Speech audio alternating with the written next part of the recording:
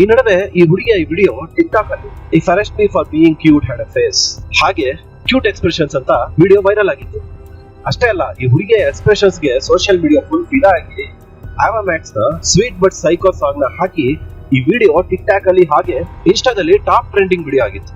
ಇನ್ನ ಈ ಹುಡುಗಿ ಯಾರು, ಯಾಕೆ ಅರೆಸ್ಟ್ ಮಾಡಿದ್ರು ಅಂತ ನೋಡೋದಾದ್ರೆ, ಈ ಹುಡುಗಿ ತನ್ನ ಹೆತ್ತ ತಾಯಿನೇ ಬೇಸ್ಬಾಲ್ ಬ್ಯಾಟ್ ಇಂದ ಮುಖಕ್ಕೆ 48 ಸಲ ಹೊಡೆದು 150 ಸಲ ಚಾಕುವಿಂದ ಚುಚ್ಚಿ ಅತಿ ಕ್ರೂರವಾಗಿ ಸಾಯಿಸಿದ್ರು. ಇನ್ನು ಇಷ್ಟು ಚೆನ್ನಾಗಿರೋ ಈ ಹುಡುಗಿ ತನ್ನ ತಾಯಿನೇ ಇಷ್ಟು ಕ್ರೂರವಾಗಿ ಯಾಕೆ ಸಾಯಿಸಿದ್ಲು ಅಂತ ನೀವು ಕೇಳಿದ್ರೆ ಶಾಕ್ ಆಗ್ತೀರಾ. ಅದನ್ನ ನೋಡಕ್ಕೂ ಮುಂಚೆ ನನ್ನ ಕಡೆಯಿಂದ ಒಂದು ಸ್ಮಾಲ್ ರಿಕ್ವೆಸ್ಟ್, ನೀವಿನ್ನೂ ನನ್ನ ಚಾನಲ್ ನ ಸಬ್ಸ್ಕ್ರೈಬ್ ಮಾಡಿಲ್ಲ ಅಂದ್ರೆ ಈಗಲೇ ಸಬ್ಸ್ಕ್ರೈಬ್ ಮಾಡ್ಕೊಳ್ಳಿ. ಹಾಗೆ ಪಕ್ಕದಲ್ಲಿ ಕಾಣ್ತಿರೋ ಬೆಲ್ ಐಕಾನ್ ನ ಕ್ಲಿಕ್ ಮಾಡಿ ಮುಂದೆ ನಾನು ಅಪ್ಲೋಡ್ ಮಾಡೋ ವಿಡಿಯೋನ ನೋಟಿಫಿಕೇಶನ್ ಮಾಡ್ಕೊಳ್ಳಿ. ಸರಿ, ತಡ ಮಾಡದೆ let's get into our video. Hello people, I am Socrates and welcome to my channel.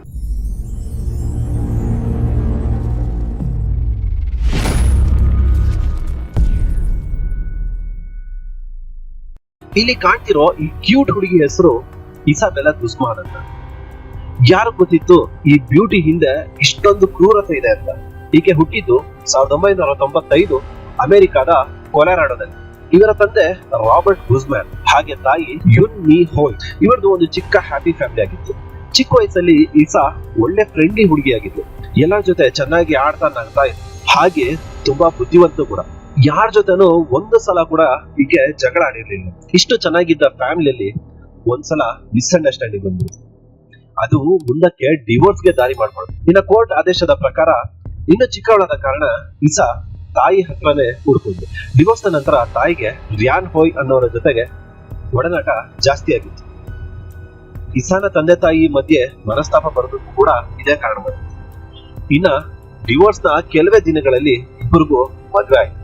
ಸರಿ, ಎಲ್ಲ ಚೆನ್ನಾಗಾಯ್ತು ಅನ್ಕೊಳ್ಳೋಷ್ಟರಲ್ಲಿ ಇದೆಲ್ಲ ನೋಡ್ತಿದ್ದ ಇಸಾನ ಮನ್ಸು ಮಾತ್ರ ದಿನೇ ದಿನೇ ಬದಲಾಗ್ತಾ ಹೋಯ್ತು. ತುಂಬಾ ನಗ್ತಾ ಇದ್ದ ಹುಡುಗಿ ನಗೋದನ್ನೇ ಬಿಟ್ರು.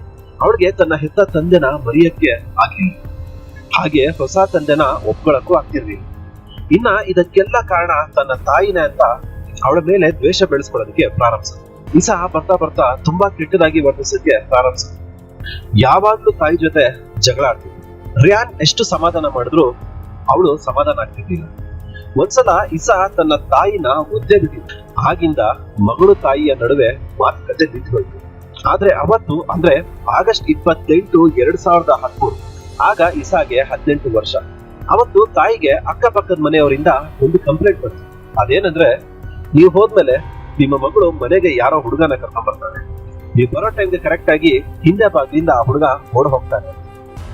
ಇದನ್ನೆಲ್ಲ ಕೇಳಿ ತಾಯಿ ಮಗಳಿಗೆ ಒಳ್ಳೆ ಮಾತಲ್ಲೇ ಬುದ್ಧಿ ಹೇಳಿದ್ರು.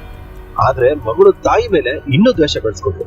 ಮಾರನೇ ದಿನ ಅಂದ್ರೆ 29 ಆಗಸ್ಟ್ 2013 ತಾಯಿಗೆ ಇಸಾ ಇದ್ದ ಒಂದು ಮೇಲ್ ಬಂತು. ಅದರಲ್ಲಿ ಯುಲ್ ಪೇ ಫಾರ್ ಇಟ್ ಅಂತ ಬಂದಿತ್ತು. ಅಂದ್ರೆ ಇದಕ್ಕೆ ನೀನ್ ಅನುಭವಿಸ್ತೀಯ ಅಂತ. ಅದನ್ನು ನೋಡಿ ತಾಯಿಗೆ ಭಯ ಆಗಿ ಪೊಲೀಸರಿಗೆ ಫೋನ್ ಮಾಡಿದ್ರು. ಪೊಲೀಸರು ಬಂದು ಇಸಾನ ಕರ್ಕೊಂಡು ಹೋಗಿ ಬುದ್ಧಿ ಹೇಳಿ ವಾಪಸ್ ಮನೆಗೆ ಕಳಿಸಿದ್ರು. ಇಸಾ ಮನೆಗೆ ಬಂದಾಗ ತಾಯಿ ಬಾತ್ರೂಮ್ ನಲ್ಲಿ ಸ್ನಾನ ಮಾಡ್ತಿದ್ಲು. ಕೆಳಗೆ ತಂದೆ ಲಿವಿಂಗ್ ಏರಿಯಾದಲ್ಲಿ ಕೂತಿದ್ರು. ಇಸಾ ತನ್ನ ರೂಮ್ಗೆ ಹೋಗ್ತಾಳೆ. ಸ್ವಲ್ಪ ಹೊತ್ತಲ್ಲೇ ಮೇಲೆ ಬಾತ್ರೂಮ್ ಇಂದ ತಾಯಿಯ ಕೂಗಾಟ ಅರ್ಚಾಟ ಕೇಳಿ ತಂದೆ ಮೇಲೆ ಹೋಗಿ ಬಾಗಿಲು ತೆಗೆಯಕ್ಕೆ ಟ್ರೈ ಮಾಡ್ದ. ಆದ್ರೆ ಆ ಬಾತ್ರೂಮ್ ನ ಬಾಗಿಲು ಮಾತ್ರ ಓಪನ್ ಆಗಿಲ್ಲ. ಭಯದಿಂದ ಕೆಳಗೆ ಬಂದು ಪೊಲೀಸರಿಗೆ ಫೋನ್ ಮಾಡಿ ಮೇಲೆ ಹೋಗಿ ನೋಡಿದಾಗ ಬಾತ್ರೂಮ್ ನ ಬಾಗಿಲು ತೆಕ್ಕೊಂಡು ಇಸಾ ಬಾತ್ರೂಮ್ ಇಂದ ಹೊರಗೆ ಬಂದು ಅವಳ ಕೈಯಲ್ಲಿ ಚಾಕು ಇತ್ತು. ಅವಳ ಮೈ ತುಂಬಾ ರಕ್ತಮಯವಾಗಿತ್ತು. ಹಾಗೆ ಹೊರಗೆ ಬಂದವಳೆ ತಂದೆನ ತಳ್ಳಿ ಓಡಿ ಬಂದು ತಂದೆ ಬಾತ್ರೂಮ್ ನಲ್ಲಿ ನೋಡಿದಾಗ ತಾಯಿ ರಕ್ತದ ಮಡುವಿನಲ್ಲಿ ಬಿದ್ದು ಸತ್ತಿದ್ರು.